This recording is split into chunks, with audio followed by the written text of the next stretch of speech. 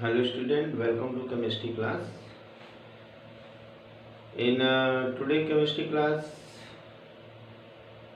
we will start once again solid state. As in yesterday class, I told you about the matter, type of matters, and little about them. And as we know that there are 5 types of matter, in which first is the solid state, second one is liquid state, third one is uh, gas state, or you can say gaseous state, and fourth is the plasma, and fifth is the Bose-Einstein condense. As you know that your first chapter is the solid state, and in yesterday class I defined the solid state, what is solid state, and started classification of the solid state or solid. As I have told you that there are 2 types of solid, one is the crystalline solid, another is the amorphous solid. So today we will see the comparative study of the crystalline solid and the amorphous solid. Here we will write crystalline solid,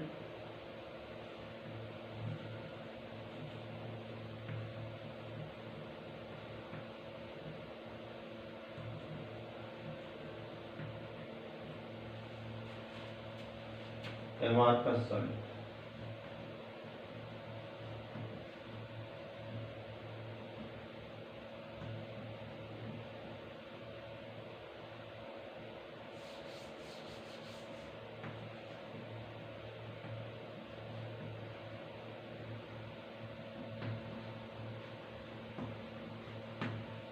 Okay. We will compare these 2 types of solid regarding some properties. What are that properties? First is the shape. Second one is the melting point. Third one is the cleavage property.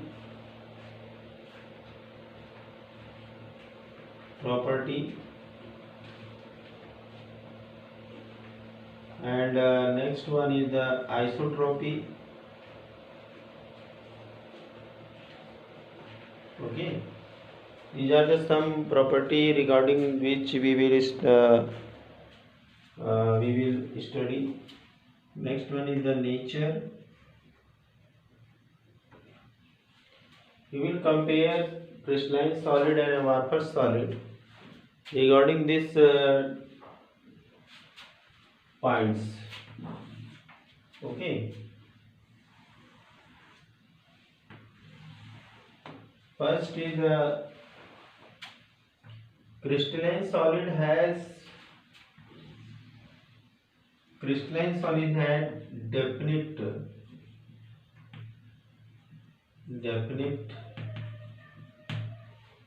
characteristics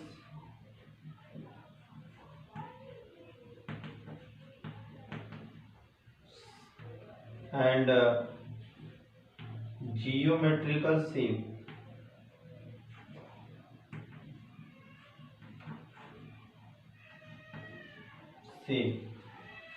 Geometrical shape.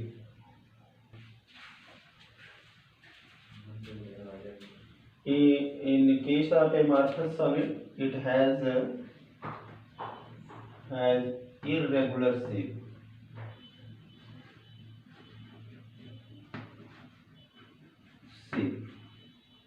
Okay.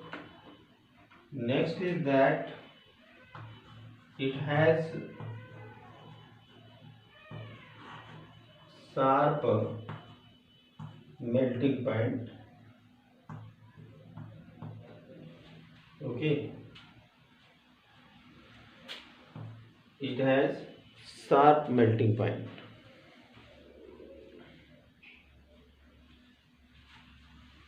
and sharp melting point means at a particular uh, temperature it will melt. Means if any solid has uh, 85 degrees centigrade, it means it will melt at 85 degrees. Okay, but in case of amorphous solid, this is not so. uh, it soften on a long range of temperature. Okay. Okay, generally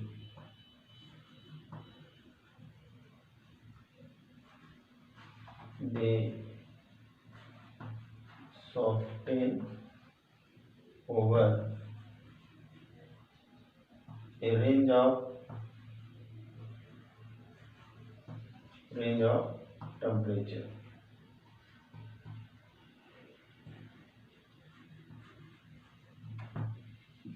Okay, means to say that it has not a sharp melting point. As you know that in case of glass, for example, you can take, you have seen that in glass window, after some days or after some year, glass become loose in that glass pan. Okay, glass become loose, its bottom point become thicker than the upper point. And as you know that what happens, this is only the over range of temperature. ये सब क्यों होता है? कहने का मतलब ये है कि जो क्रिस्टलाइन सॉलिड होते हैं उनके तो टेम्परेचर फिक्स होते हैं, शार्प होते हैं, लेकिन जो हमारा एमॉर्फस सॉलिड होता है, जैसे अगर ग्लास की बात करते हैं तो हम लोगों ने देखा होगा कि जो ग्लास पैन्स में ग्लास लगे होते हैं विंडोज में, वो कुछ दिन के बाद या कुछ साल के बाद वो हम ग्लास को देखते हैं कि वो ढीले हो जाते हैं। नीचे का हिस्सा जो होता है, बॉटम वाला जो होता है, थिक हो जाता है, और अपर हिस्सा जो होता है वो थिक नहीं होता, वो थिन हो जाता है। ऐसा क्यों होता है? ऐसा इसलिए होता है क्योंकि कोई शार्प मेल्टिंग पॉइंट नहीं है। इन्वायरमेंट का टेम्परेचर घट रहा है, बढ़ रहा है, घट रहा है, बढ़ रहा है, तो उसके कारण जो है ये एमॉर्फस सॉलिड की जो है कि मेल्टिंग्स होती रहती हैं, और वो स्लोली जो है कि नीचे की ओर आकर के इकट्ठा हो जाता है, जिससे कि नीचे का हिस्सा थिक हो जाता है और ऊपर का हिस्सा पतला हो जाता है। इसीलिए ग्लास को हम सुपर कूल्ड लिक्विड कहते हैं। ओके, क्योंकि मेल्टिंग का जो प्रोसेस है वो लंबे समय तक चलता रहता है। ठीक है, तो यहाँ पे कभी कभी बोर्ड में क्वेश्चन पूछा गया है कि why the glass in glass pane in glass window become thicker on the bottom side. This is only reason is that generally they soften over a long range of temperature. Okay, now next one is the cleavage property. If you cut any crystalline solid with a sharp edge tool, if you cut a crystalline solid with a sharp edge tool, then it will split in two part of a different shape,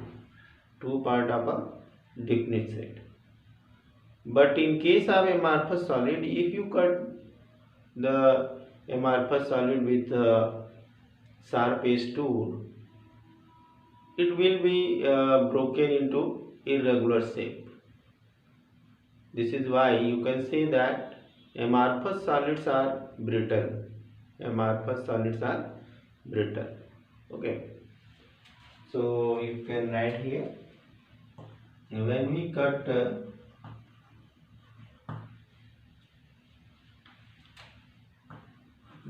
solid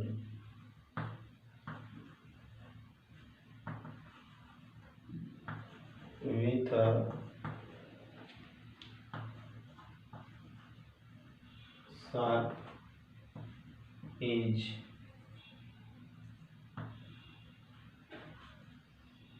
tool, then they split in two pieces or two part with with smooth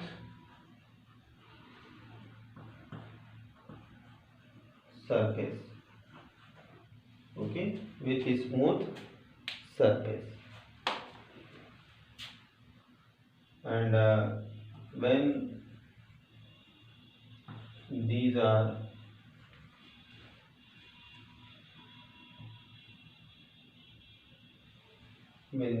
cut with sharp edge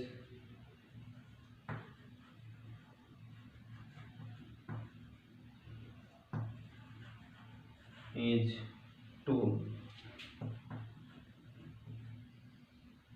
then it split or they split in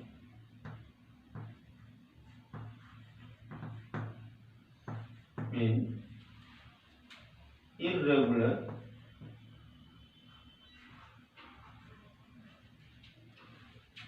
shape. Okay, अगर हम इनको cut करते हैं किसी भी same, suppose कि जिस same sharp as tool से हमने इसको काटा उससे हम इसको भी काटेंगे, तो सपोज कि ये जैसे कोई एक शेप है, यहाँ सपोज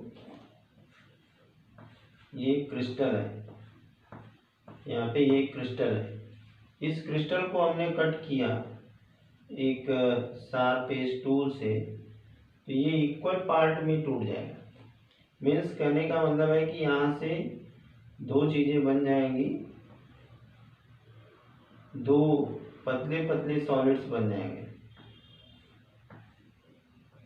एक पर्टिकुलर शेप में, दो इक्वल पार्ट में ये डिवाइड हो जाएगा। लेकिन इसके साथ ऐसा नहीं है, अगर ये कोई अमारफस सॉलिड है, ओके, और इसको हमने यहाँ से काटा, तो ये इक्वल पार्ट में कभी नहीं टूटेगा। ओके, तो ये प्रॉपर्टी इसके अंदर होती है कि ये कभी भी इक्वली डिवाइड नहीं होता है, जबकि ये क्या होता है, इक्वली डिवाइड हो जाता है। ओके, चलिए हम नेक्स्ट प्रॉपर्टी पे आते हैं। These are anisotropic in nature. Anisotropic in nature, while these are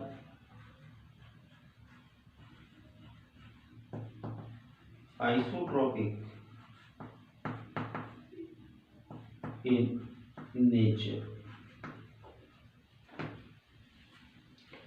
अब ये सॉलिड की एक प्रॉपर्टी होती है, आइसोट्रोपी का मतलब एक ही प्रॉपर्टी है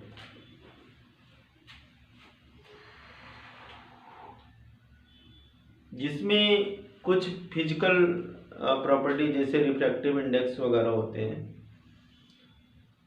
अगर हर डायरेक्शन में एक जैसे है, किसी भी अगर डायरेक्शन से देखते हैं, तो अगर सेम रिफ्रैक्टिव इंडेक्स है, जैसे ग्लास ही है, हर डायरेक्शन से अगर देखें तो उसका जो रिफ्रैक्टिव इंडेक्स है वो सेम है, ठीक है, वो क्या है, सेम है। तो ऐसे सॉलिड जिनकी रिफ्रैक्टिव इंडेक्स हर साइड से, हर डायरेक्शन से सेम होते हैं, उनको हम क्या कहते हैं, आइसोट्रोपिक। उनको क्या कहते हैं, आइसोट्रोपिक। यानी जिनकी फिजिकल प्रॉपर्टीज जो है हर डायरेक्शन से सेम होती हैं, उनको हम क्या कहते हैं, आइसोट्रोपिक कहते हैं। लेकिन जिनमें physical properties like the refractive index ये डिफरेंट डायरेक्शन में डिफरेंट होती हैं, उसको हम क्या कहते हैं, एनआइसोट्रोपिक। तो आइसोट्रोपिक क्या हो गया, जिनमें की physical properties like the refractive index वो क्या है, हर डायरेक्शन से सेम है, तो इसलिए वहाँ पे लिखा है आइसोट्रोपिक। एन मीन्स जहाँ पे डिफरेंट है, हर डायरेक्शन से सेम नहीं है, उसको हम क्या बोलेंगे, व्हाट, उसको हम कहेंगे एनआइसोट्रोपिक। ओके। नेक्स्ट, अगर हम नेचर की बात करते हैं तो नेचर क्या है, नेचर हम कहेंगे कि ये ट्रू सॉलिड है, और ये क्या है, स्यूडो सॉलिड।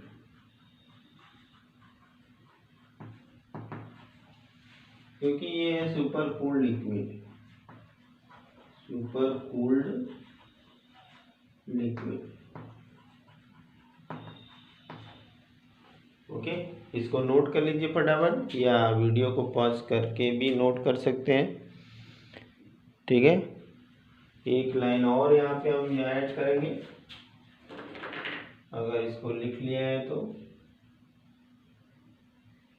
फर्स्ट हम इसे ही इरेज कर देते हैं। हमारा जो नेक्स्ट पॉइंट है वह arrangement, arrangement of particle, arrangement of particles. अब अगर हम क्रिस्टलाइन सॉलिड की बात करें तो वहाँ पार्टिकल्स क्या है, लॉन्ग रेंज या लॉन्ग ऑर्डर अरेंजमेंट है। They have long, yeah, these have long range arrangement, yeah, long order arrangement of particles। Means कहने का मतलब है कि हम क्रिस्टलाइन सॉलिड को हम बड़े बड़े शेप में बना सकते हैं, क्योंकि जो पार्टिकल्स के अरेंजमेंट का ऑर्डर है वो बहुत लंबा है। तो हम किसी बड़े शेप का भी क्रिस्टल, छोटे से लेके बड़े शेप का भी क्रिस्टल बना सकते हैं। आई बात समझे। अब नेक्स्ट हमारा इसके अंदर आ जाएगा, ये यहाँ पे these have short range arrangement, short range arrangement. तो ये हमारा हो गया यहाँ पे डिफरेंस या कंपैरेटिव स्टडी कह सकते हैं हम लोग, क्योंकि अगर जहाँ कंपैरेटिव स्टडी की बात आती है बहुत फ़ायदेमंद होती है। अगर दो चीज़ों को आमने सामने पढ़ लेते हैं तो अगर उसमें से एक भी पोर्शन हमें याद है तो हम दूसरे को कंपैरेटिवली लिख सकते हैं। जैसे कि अगर हम यहाँ पे बात करते हैं, शेप की बात करते हैं, शेप की बात करते हैं तो यहाँ पे डेफिनेट शेप होता है, ठीक है।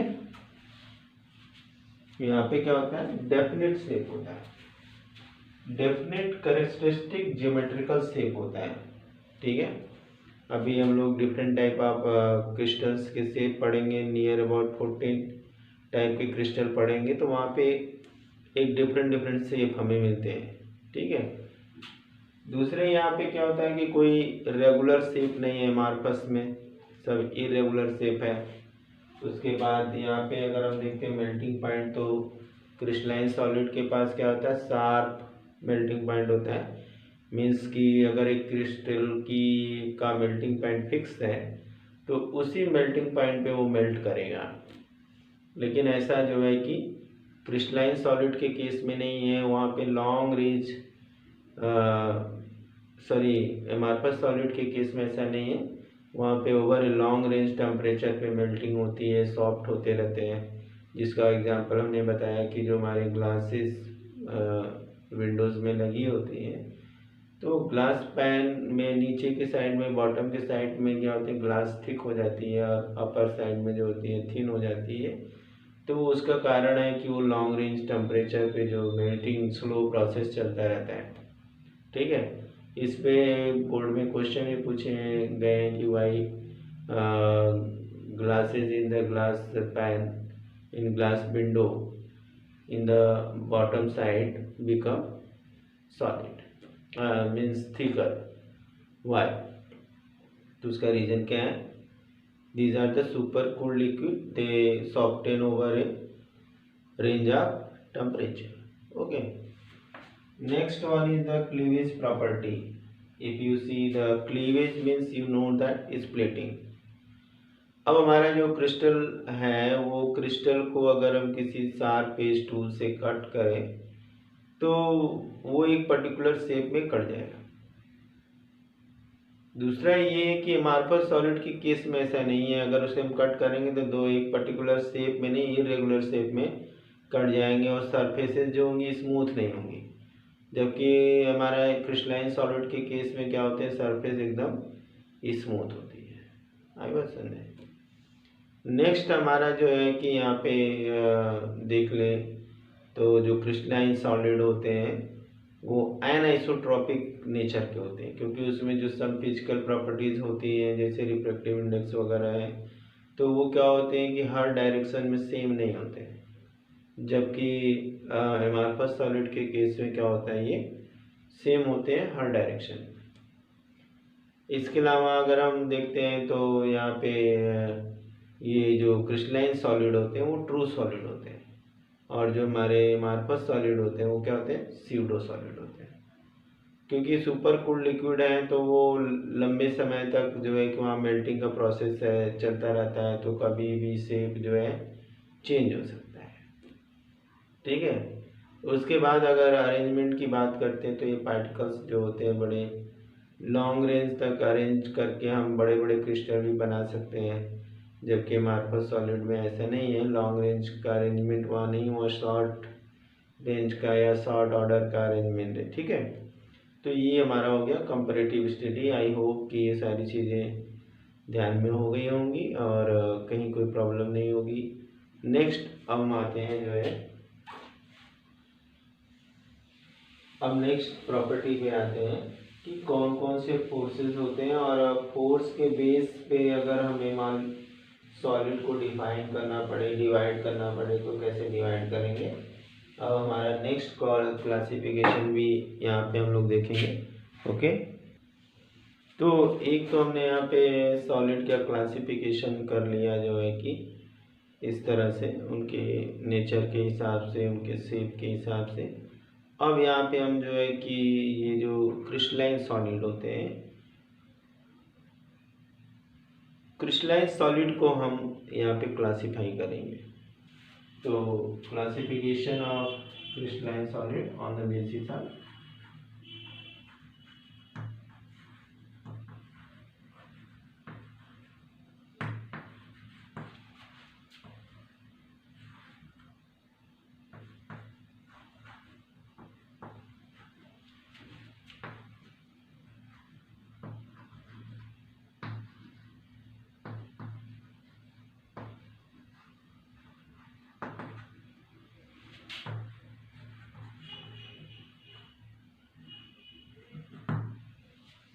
फोर्स के बेस पे देखेंगे कि इंटरमॉलिक्यूलर जो फोर्स होता है, intermolecular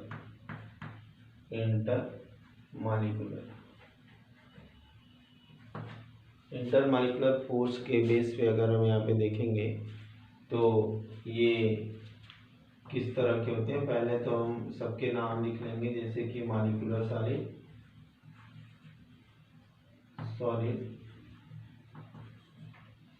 next one is the ionic solid,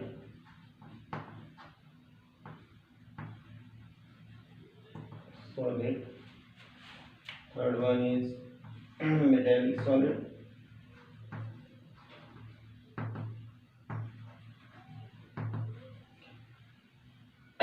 and fourth one is the covalent solid.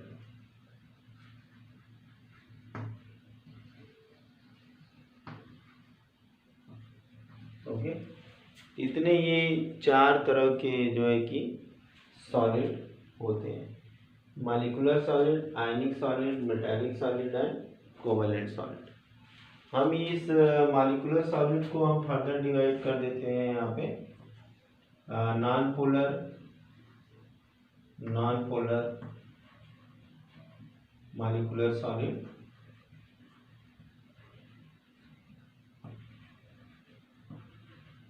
Next one is the polar molecular solid,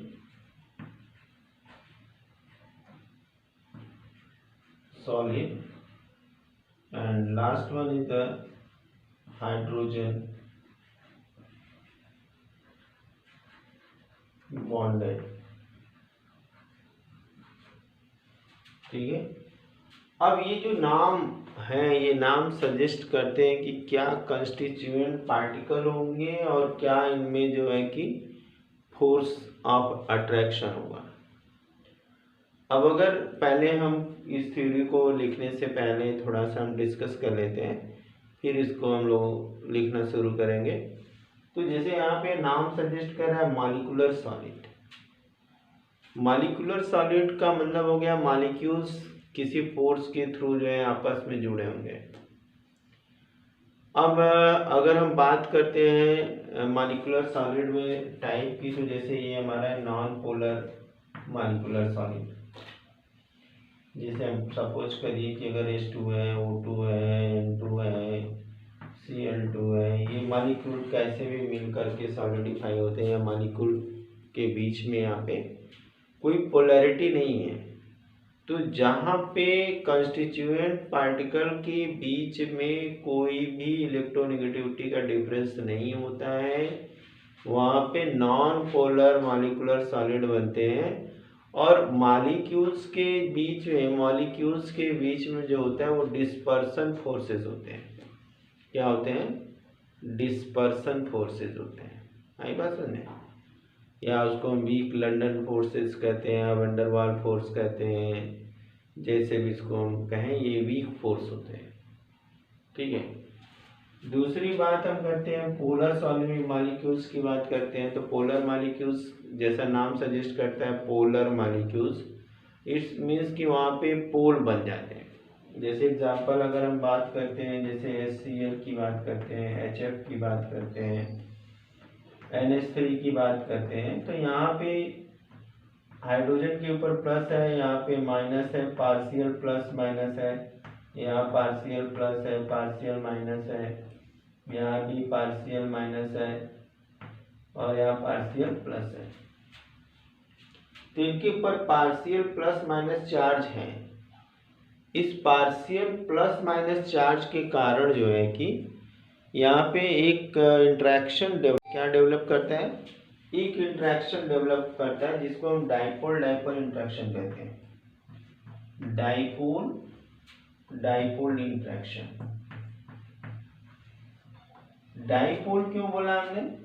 suppose कि ये हाइड्रोजन है, ये क्लोरीन है, तो यहाँ पे पार्शियल नेगेटिव चार्ज है, या पार्शियल पॉजिटिव चार्ज। ये पार्शियल नेगेटिव पार्शियल पॉजिटिव का मतलब क्या है? हम लोग जानते हैं कि क्लोरीन बहुत ज़्यादा इलेक्ट्रोनेगेटिव है। Chlorine is very highly electronegative element than the hydrogen, but here is the sharing of electron, means this bond is the covalent bond, but due to the nature or being a most electronegative element in comparison to hydrogen, it attract the shared electron toward itself. ये क्या करता है कि shared electron अपनी तरफ खींच लेता है और इसके ऊपर पार्शियल निगेटिव चार्ज आ जाता है और इसके ऊपर पार्शियल पॉजिटिव चार्ज बन जाता है. तो there is two poles, one is the negative poles, other is the positive poles, therefore it is known as dipole.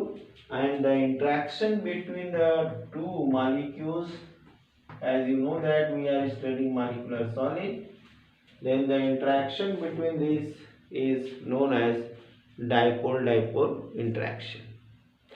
Next one is the hydrogen bonded solid, means where the hydrogen is bonded with oxygen, fluorine and nitrogen, then there will be hydrogen bonding, and there is a electrostatic attraction between the two molecules. So students, we will discuss in detail in tomorrow videos. Thank you. Have a nice day.